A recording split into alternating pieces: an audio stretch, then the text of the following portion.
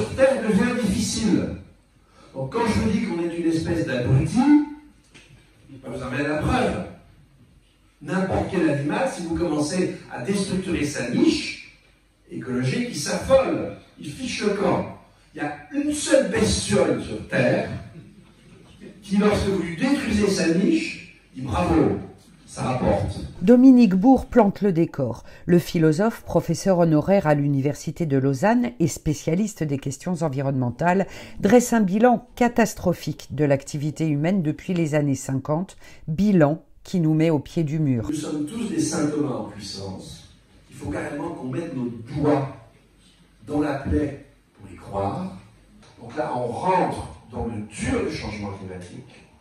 Et les effets violents sur les écosystèmes et les sociétés sont là. Les vagues de chaleur, les vagues de sécheresse, les inondations hors normes. Vous avez les méga-feux. Je vous rappelle, c'est des feux qu'on ne peut pas éteindre.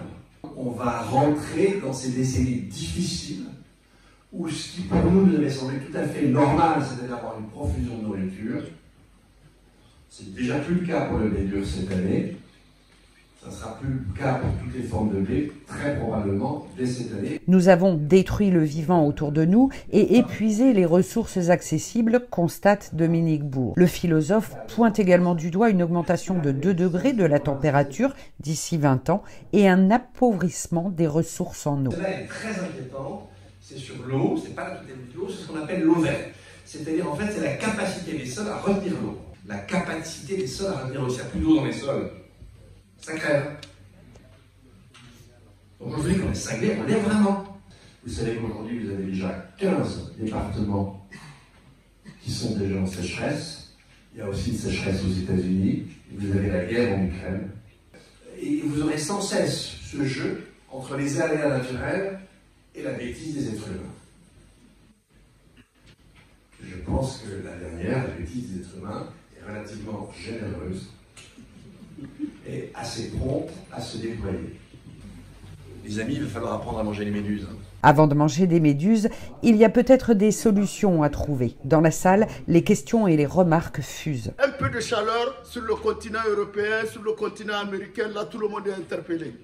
L'Afrique a vécu ça depuis des décennies, des siècles et des siècles. Est-ce que dans les établissements scolaires, il pourrait y avoir des cours sans affoler les jeunes? On a plus d'espoir.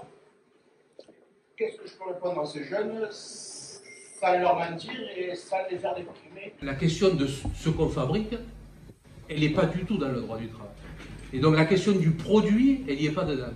Qu'est-ce qu'on fabrique et comment on le fabrique? Penser différemment, produire différemment, consommer différemment, les solutions existent, même si la Terre nous fait payer notre arrogance. Mais les baffes qu'elle va nous donner va faire qu'en fait, on va devoir s'occuper de l'essentiel. Le poids qu'on accorde à des choses superficielles va diminuer de lui-même. Ça veut simplement dire qu'il faut être très attentif sur le nombre d'objets, qu'on ait moins d'objets, qu'on aménage moins d'infrastructures, que l'on transforme l'agriculture, qui est aujourd'hui une agriculture qui est très dispendieuse en termes d'énergie, d'intrants, qui détruit les sols, qui détruit la vie.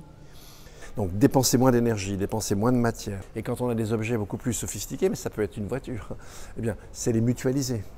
C'est-à-dire qu'à 8 milliards, on ne peut pas avoir chacun son iPhone, chacun sa voiture, et être chacun dans une maison de 300 mètres carrés. Ça n'a pas de sens. Donc il y a des solutions, il y a la possibilité de développer une nouvelle économie avec ces nouvelles façons de pouvoir développer l'agriculture. L'agroforesterie et l'éco-agriculture sont les moyens de pouvoir produire proprement.